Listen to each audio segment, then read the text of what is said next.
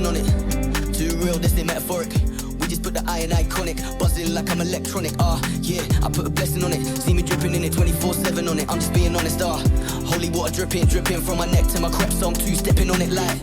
Oh my God, yeah. I said, hazard pay? I feel like I almost died in this situation. What is happening? You should get, yeah. Well, when people say that, yeah, I'm your ride or die, yes, I am. But the amount of times that I've actually almost died being your ride or die.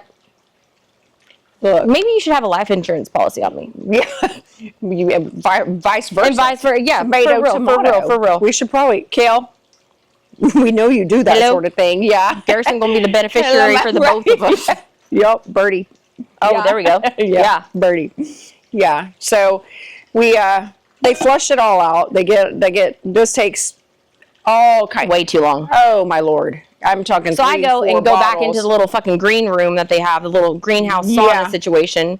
I'm like, the non-disclosure room. I read every poster in there. Probably 28 times. What the hell did you do in here? Probably 28 times. I read every fucking one of these like 10 times. And I was like, that's so much reading. Yeah, but nobody's going to screw you over for malpractice or shit or Jesus complaints Christ, or whatever. There's no fucking way you could. They mentioned everything and then some.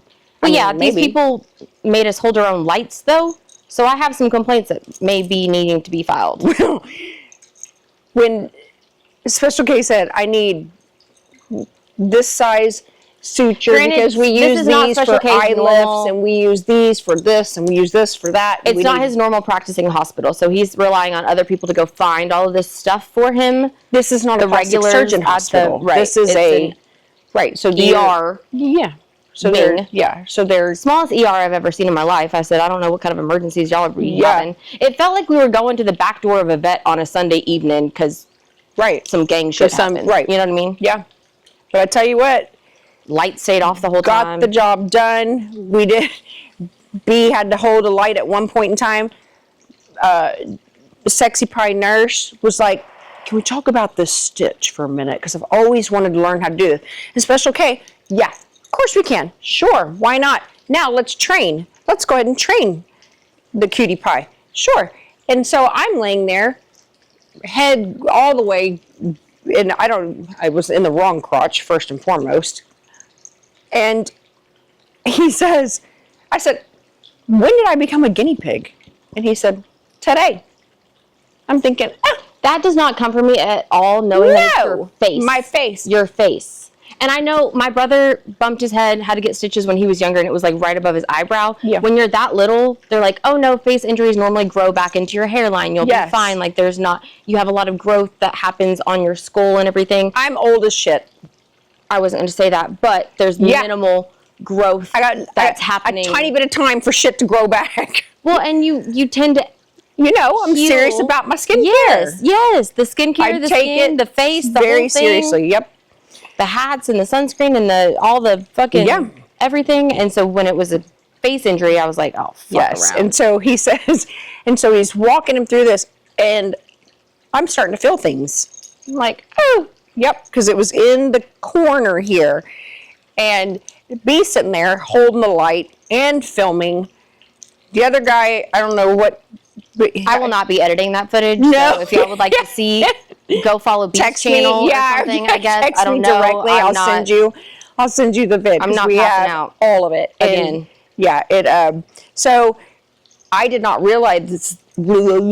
I did not realize this until the other day, that when B and I were talking about it, or we were all three talking about it, or a whole group of us were talking about it or whatever, that he said, no, Special K actually took the stitch out that he did. I said, oh, he took out his practice stitch? That's so sweet of him. And he said, yeah, he did. He took it completely out and redid the whole thing. Redid the whole thing. And so, But he did let him practice on me. Your fucking face. Yeah. I feel like you need to sign a consent form for that. Right here.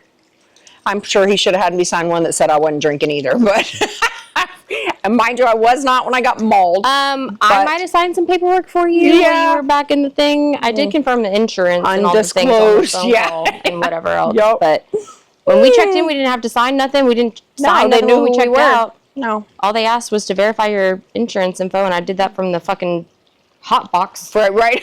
So, anyways, we get all wrapped up. We get sutured, 25 stitches. I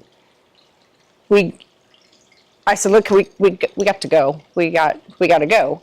Well, they hadn't numbed my face. Well, he gave me a Vicodin or something. No, stupid. you were on hydrocodone. Okay. For the pain, for the whoop-de-doop-de-doo. stitching up with the face. So I was ready to go to PBR. And this one, it's just supposed to be a girls' trip. It's just supposed to be me and her. Yeah. And she comes out and she goes, all right, let's get back. If we can leave in the next hour or so, we'll still make it. I said, if we get back, we'll be back in 30 minutes. We'll be on the road in an hour. I said, you ready? First off, if anybody She's sitting in the back seat like this. If anybody knows her, we're not going to be on the road in an hour. She still hasn't packed yet. We haven't done shit. I just need a pair of boots and a... It could have been. I did need a hat, maybe. Yeah. Well, no sunglasses because we can't put anything on the face. I didn't or have whatever. anything. I look like a freaking... We were not going to be ready in half hour, whatever it was anyways. But still not enough time for the fucking hydros to wear off. She's over here like, oh yeah, let's take the big rig. I'm going to drive and you're going to be passenger princess. And I said, I know I'm really good at that. Yeah. But sometimes my skill set outweighs the current scenario. I had so much confidence in this whole deal. Well, we still made it happen, but I said, you were absolutely not driving. I said, listen, And because of the way that you gave in so easily to not driving, I knew you were fucked up on meds. Oh. Because you were not as stubborn as you normally are. Look. I said, I am not getting in that car with you. And there was no... I don't know if y'all heard, but she just called me stubborn in front of God and everyone. Like God doesn't already know? He made you that way. I know, but you know. Him and Harold up there laughing at the comment that we just made. Yeah. Look at her little dumbass down there. Just thinks she's not stubborn. No, I know. I said, I am not getting in that car with you. And I am stubborn as all get out. I already made some comments about, the ride or die situation and having to drive and already seeing my life flash before my eyes when I was driving my own car and all the things. I was like, I am not. I know we're a lot bigger than everybody else on the road, but that does not make the situation feel any better. I am not getting in that car with you. Which reminds me of Garrison. And when Garrison gets in there with me, Garrison puts on 13 seatbelts. That child weighs 2275 pounds. He's 6'5". Me over there, I'd be like a little fucking ping pong ball all over the goddamn place. Cute. Yeah, if we get in an accident, yeah, there's my head, there's my feet, there's my arm. No. You do a good tuck and roll in there. It's fine. Yes, and it's very squishy, and I got my blanket and my pillows and all the things because I'm a passenger princess and it's comfy. But you're welcome. I think because of how adamant I was about saying I am not getting in that vehicle with you, you were like, "Oh shit, she's serious. She's really not going to go." If I had to any other way in the middle. If I have to spin this any other way, we're not going to the Cowboys. And I said, so we got an Uber. We got us a designated driver. We did. Yep. And it worked out really well. It did. Yeah. I still think I'm a better passenger princess than you're a passenger princess because I was in the back this whole time now. She's riding you shotgun. needed a nap, honey. You were tired. That was I had zero adrenaline. Oh my God. I was hungover for like 2 days just based off of the adrenaline. And we're not talking about from alcohol. Yeah, no, exactly. Just based off the adrenaline. I was like, that was such a fucking... Yeah. And it was just high, low, high, low. And I don't think it hit you until... No, like until the next we tried day to get back. Or 2 days later, and you were like, did you know that you never even mentioned pain? You never cried. You never were stressed. You never nothing. Like nothing. It was like I was so worried about you. Oh my God. I was so worried about you. No, I was just like, it was days later where I was like, the fuck just happened? So worn out. The fuck just happened? So I am literally dead. Yeah. And then I think we had something else like rolling. It was the barbecue or some sort of something rolling into rolling into rolling in. And I don't think that I've recovered until maybe this past week. Yeah. Like I had a very chill day. Sunday, last night was very chill. I don't think I had actually recovered from all of this shit. Oh, you know what we were supposed to do? We were supposed to head to Houston. Oh, to go pick up the furniture. Go record. Oh, and then we had to go pick up the furniture right after we were getting back. We had to rush to Riley's school, go show the kangaroo, do all the things. We had to haul us back. Yeah, and barely made it before the bell. Yeah. I was it's been a long hot second since I've been tardy. Yeah, we had a 6-hour drive coming back. And we had moved everything so we could get back to B because Riley had a show and tell presentation that he had to do for his criminal law class. And how me and Aru fit in the criminal law class. And we pull up to the school literally 5 minutes before we were supposed to be there. Fucking right on time. Perfect. I turn around and look at Nick. I said, Nick, come on. And she was like, what? No. I said, yes, you have to come in here with me. She was like, no, I'm not doing it. Nope. I was like, you are making me go in here this whole day. So I did. We went from this whole fluctuation straight into so much peopling, I could not. Oh, it was a lot. I could not even stand it. Well, we were down there and we made it to the PBR. We made it to the whole deal. We were with our people. We had a blast. It was a great time.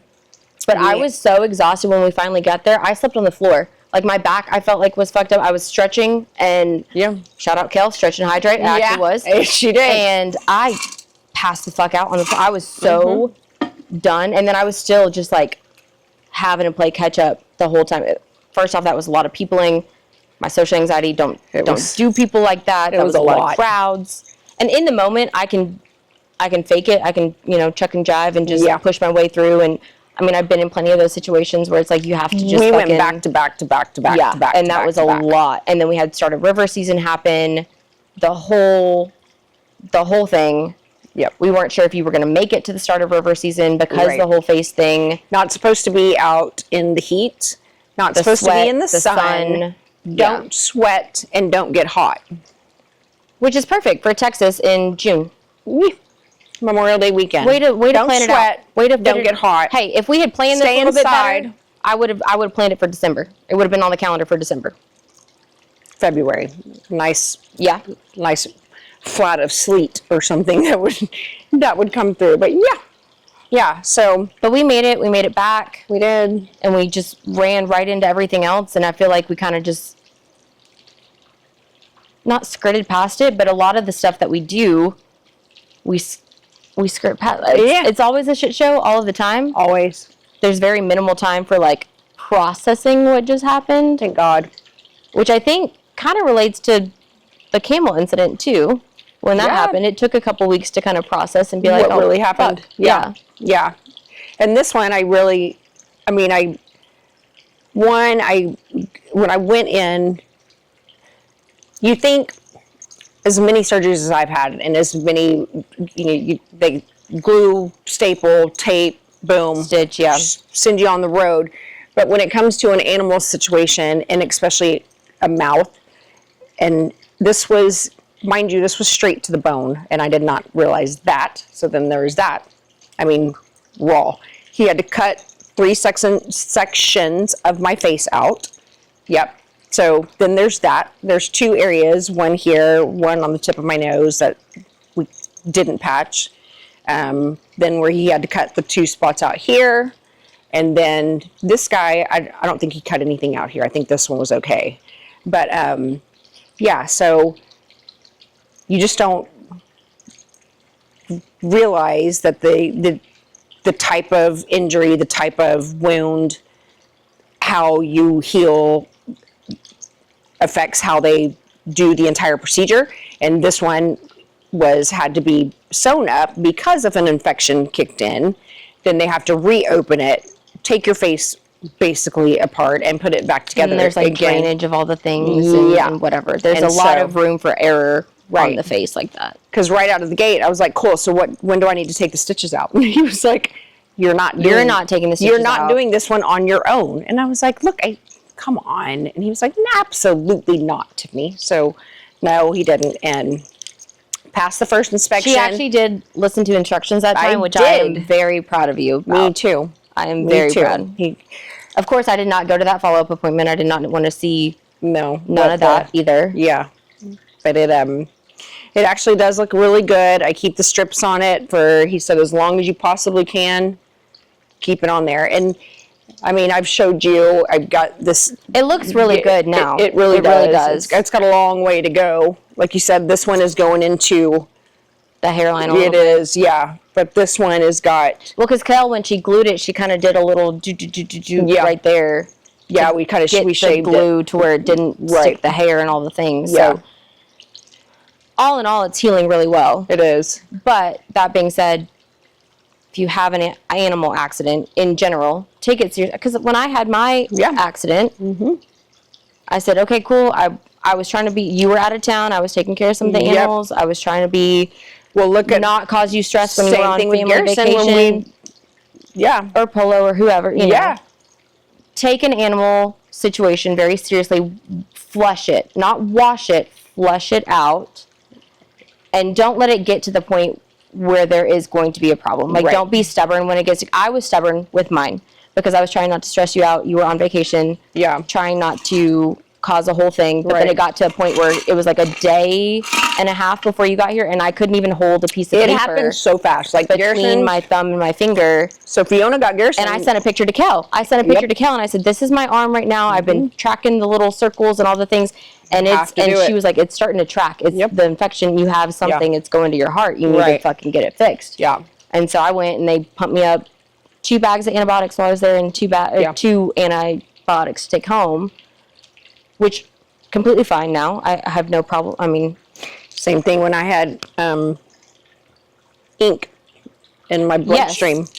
Had no clue.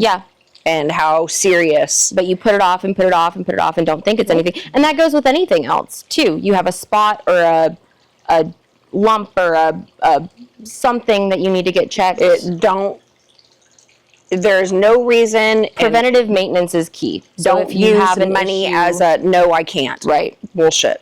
Absolutely not. Yes, you can. There's a way. There's payment to figure plans. It out. There is. If you're in medical debt, it falls off after a certain time. Like it's taking care of yourself is probably the most important thing. It can happen so quick and so fast. And I didn't realize, like, until Jen was like, Tiffany, do you have any idea how close to your main artery? Well, not only that, but your eyeballs. Your eyeballs are right there she too. got me here because remember I had.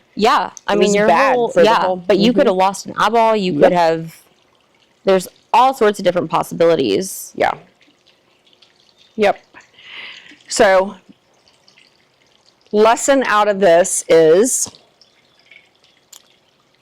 kind of like I said when I got trampled by Leroy, but like Nick said, you have to think, one, don't ever let your guard down.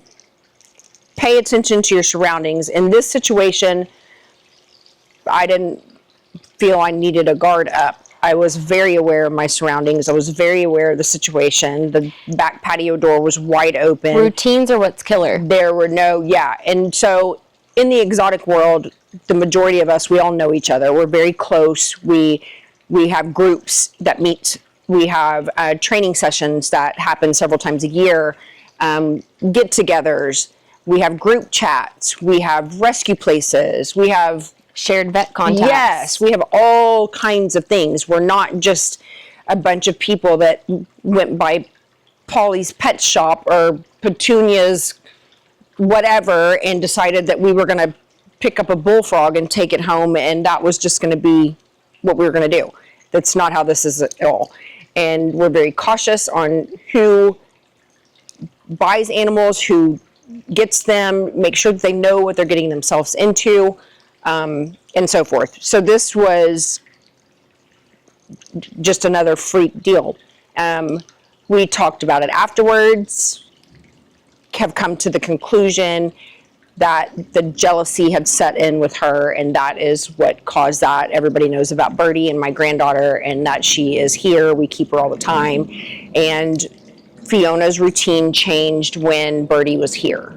And that's what it boils down to. Then when you really start to think about it and you start to pay attention to, which you go back to human situations when you think, oh my goodness, I never knew that this person was a hardcore alcoholic, or you realize it after they've admitted themselves, or after somebody has committed suicide, or then you start to really start looking back and thinking, man, I didn't notice this. I didn't notice the signs, the patterns, oh shit, was there more that I could have done?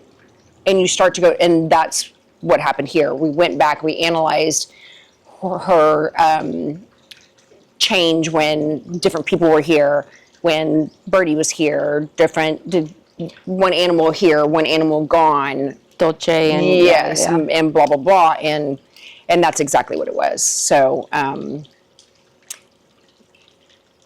obviously you make adjustments, you change things, you figure out what is best for you, the animal. Fiona we did not put her down, by the way. So she's in a very, very good place. She is where she can either figure it out in a rehab situation, or she can't. So what happens in those, like with most dogs, most dogs by the city, they'll make you put them down after an incident like that, after a quarantine, to make sure that they're not aggressive, and all the things. And Fiona's had an opportunity to where that's not a consideration at this point, because she's gotten moved to a property where she has the ability to be more in a natural environment. Think about her choices. To think about her choices. Yes. Seriously, I mean, And she's very much in a rehab facility, but it's a non-kill shelter, if you will. Very one-on-one. But I was thinking that, one, because, you know, me and animals, and everybody deserves a second chance and what have you. And it was 4 or 5 days later, I was going to grab a pair of keys, and she came at the cage and came at me, and I knew at that point, I was there, there's no way. There's no way. I mean, which is always tough, because especially too, I mean, yeah, it's an animal, but you get to know their personality, and it's a part of your family, and it's another being that you've bonded with. Mm-hmm. It's also the same kind of feeling when you have to, unfortunately, send a person to rehab or to distance yourself from somebody. The decisions they don't get any easier. When you end a friendship or something, you have to make sure that you're doing what's best for yourself. Right. As well as what's best for the other person and the entire group that you're surrounding yourself with. And you have to, sometimes it is a hard decision. I mean, anything like that. Yeah. A breakup, a estranged friendship, a rehoming of a pet. It's all shitty. I was going to say the same thing. It's all shitty. Yeah. It sucks. It never gets any better. It sucks every single time. But you can't risk yourself. You can't risk your children. You can't. You've got to do what's best for the animal. You've got to do what's best for your family, your life, and when something like that happens, when they do turn, I mean, watching her lick my flesh and blood off of her, and the way she was looking at me was like nothing. I mean, it's literally something you see on it's a National Geographic in the wild. You know, like it's a sense of betrayal. What? Yes. Whereas animals don't necessarily have that same feeling. Right. They can be some sort, like dogs know when you're upset, and they can be empathetic and things like that. But it's a sense of. I think it hurts hard for humans interacting with animals, right? Because there is that communication barrier where it's like, why did you do what you did? Right. We could have talked about this, right? You know, that sort of thing. But then you go back and you think, look how many freaking humans do shit. Exactly. You know what I mean? Exactly. After you have a conversation, after you do whatever. Humans and animals both can be so unpredictable, and you don't know. No. And you do have to keep your guard up at all times. I mean, there's that one freaking show where you go into the prisons and you're talking to them, and they're just like, well, this is what I did. And I needed a couple dollars from my grandma, and she didn't give it to me, so I stabbed her 70,000 times. Right. Like, wait, what? Right. You know? So it's whatever that. So many people ask me, you know, what made her do that? Well, I mean, what makes people do things on Snap? Right. Jealousy is a big thing. People have jealousy all the time. Animals have the same thing. They just don't know how to regulate it in the same way. Yeah. But here we are. Nick survived. She's doing well. We're still working on her rehab. But yeah, my therapy sessions. She's doing so good. Yep, it was good. But we survived it, and we're still doing it. I still have still visiting. It's really Cowboys. weird. Yeah, like where this big chunk is here. It always, nose injuries are the worst too. You always want to pick at it. It always looks like I'm picking my nose, and I'm like, no, but right. Oh, and then she got me. It was like this one drives me ear. Yeah. Completely. I'm talking. I think she was trying to crawl in my eardrum. I'm not real sure, but trying to get to your brain. I mean, it was so bad. She got pretty fucking close. I mean, yeah, when he was like, "Oh, it's to the bone," and I was like, "Ah, perfect." Unsuccessful lobotomy. Yeah, and then he says, "What we're looking for here is for you to actually get feeling. You may never ever feel again." Like, I got the Botox anyways. It's fine. I mean, what do you mean? So I'm trying not to move that muscle either. Am I gonna be like, one guy's gonna be up here? Am I gonna look like the Joker for Jen the rest can of my fix life? it. No, what Jen will fix it. She'll balance it out. Oh my God. It's all good. Jen will balance it out. Yeah, but it's good. So now I walk around with my Chinese star on my forehead. Tell him what Ruben told you.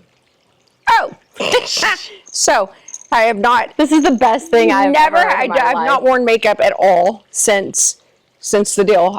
He's like sunblock. I'm like, our tour's called SPF 90 tour. Sunblock, the arsenic for the scarring and all the, whatever. Yeah, to the wrong person. I get it. So I go last weekend. We're with Kojo and at the venue at the concert, and I run into this super cool guy that we met through Nick and Ruben. And love Ruben. Oh my God, he's amazing. He's such a genuine this person. dude's energy and his soul. You just want to put him in your pocket. Yes, what I've told the first day I met him, I was like, "Look, this may embarrass you. I don't care." But I said, "I just want to put you in my pocket and take you everywhere I go because he is the energy. You cannot be all of sad, depressed. Whatever. This dude is the best. I mean." He is so good. His energy is phenomenal. Such a good head on his shoulders, too. Such a good person. He's so just genuine. So fun. Love him. And we're sitting there, we're visiting, and we're talking, catching up on things. And I said, "Oh, just ignore my thing on my face. I was in an accident." And he looks at me just dead straight in the eye. And he goes, "Honestly, I really didn't even notice it. I just thought it was part of your costume." He's so cute. I didn't think I could love him anymore. And I was like, only you would say, "My costume." It's the vibe, it's the aesthetic, it's the whole thing. Cute. To be fair, though, when I saw the pictures from the event that y'all went to, you were wearing a hat and it was kind of It was very steamboatish, yeah. So I was like, okay. Steampunkish, vibe-esque, whatever you want to call it. Yep. And so when he said that, I can totally see that coming from him. Yeah. But he meant it so genuine. It was so cute. And that's exactly how I wouldn't have taken it. Part of your get up, part of your aura, part of your vibe. It's all the same as how he meant it. But it was so cute. I just laughed my ass off whenever he was like, "Oh, I just thought it was part of your costume." When you told me that was the best thing ever. Yeah, because I texted her earlier and I was like, "Hey, I actually have makeup on." And she was like, "Wait, what? How did you do it?" And I was like, "Well, what I did was just, because I always put my sunblock on for, like today, I have my sunblock on, but I figured out that if I take alcohol and rub like this around the makeup, then put my strips on, they stick better. But yeah, because that makeup and the sunscreen makes a barrier on your skin, so it just kind of slides. Right, and it just comes off. But that silicone stuff that I have to put on there is it doesn't like to stick to that. So I kind of go around the silicone so it actually will stay underneath there and then adhere like on the outskirts. Yeah, which seems to be, you saw it a couple days ago, it seems to be working. But so I have to take it easy on my laughing so I don't bust my steri strips out, which she was laughing the entire car ride to get to the hospital because I was in such a panic. If I wasn't so out of it, I would have been pissed that you were laughing at me so much. I was like, "This is not a laughing matter. This is not." I'm going to show the video. Do you want to get into a wreck on the way down there? It's so good. God. Yeah. And I didn't have steri strips on until they took the stitches out, so I laughed for like 7 days. She's just over here with her little headband thing going on and just all the... Then we got to the PBR, I just had stitches all over my face and big... And then I'm on leakage duty, which, gross. Add that to my resume now. That was gross. That was really it's like, gross. Hey, well, and then I'm going to go to the bar and get you another napkin. You got a little something. Like so I could feel it, like running down my face. And then it was nasty weather when we were there, too. It was like... humid and sweaty, and then the swelling ran down my head, and so then I woke up and I was like, "Nick, do you see something right here?" She's like, "Oh my God, yeah, your face bubble." So like the fluid and gravity. I mean, it makes sense, but when you're experiencing it, you don't know those kind of things or think you're like, "Oh my God, my face is infected." Yeah. Or, "Oh my God, I gotta call special K." And he's like, "I got a tooth stuck in my face," or something. You need to sleep with your head up and your arms in the air. Okay. So we're going to Fiesta, Texas now? I was about to say, Six Flags, SeaWorld, where are we going? Let's go. I'm here for it. I mean, I already got the trip. stitches in my face. What else could go wrong? Might as well. Bust a couple. Shit. Yep. But anyways, so that's why I have this part of my costume has grown to my face, and we're all doing well. And We replaced the dreads with the steri strips. we did. Oh yeah, It's the new look for the summer. I did have to take the dreads out because they stayed in there, and when they were flushing everything, I had saline water and whatever. When I would bend my head over to put my dreads in a crunchy. ponytail, They were crunchy. They were, but it would pop my forehead open. Oh, from all the weight of tension. everything? Oh. Yep. I didn't even think about that. Oh yeah. So every time I would bend my head Shit. over and I would pull it up right here, you think you're pulling, and so I'm pulling this. Yeah. I'm You're pulling giving this. yourself a facelift. That's what they do the Shit. slick back ponies for. Yeah, that sucker weighed 20 freaking pounds. I was like, oh no. So yeah, no, I took those out so my forehead could heal. But yeah. Yep. So we survived another day in the life of the shit show. I finally survived. I finally feel like I got my feet back underneath Got me. your For real. groove back. That was a lot of emotions, a lot of things going on It was at the a same lot. time. It was a lot. You know, I like my bedtime, my chill time, my couch Yeah. time, my Yeah. nothing's happening time. Right. Doesn't happen often around you. Thank but God. Jesus. So, well, now we recapped it. We told the world. I survived. I didn't pass out during the retelling. No. My face is kind I of said hot. the F word a couple of times because that's when you lose your mind. Oh, yeah. I don't think YouTube blocks you for that one. I think it's just the fuck. Flap. There you go. Cut. Cut. There's one for good keeping. Good Nasty. good measures. I put a blessing on it, see me dripping in it 24/7 on it. I'm just being honest, holy water dripping from my neck to my crepe, so I'm two-stepping on it like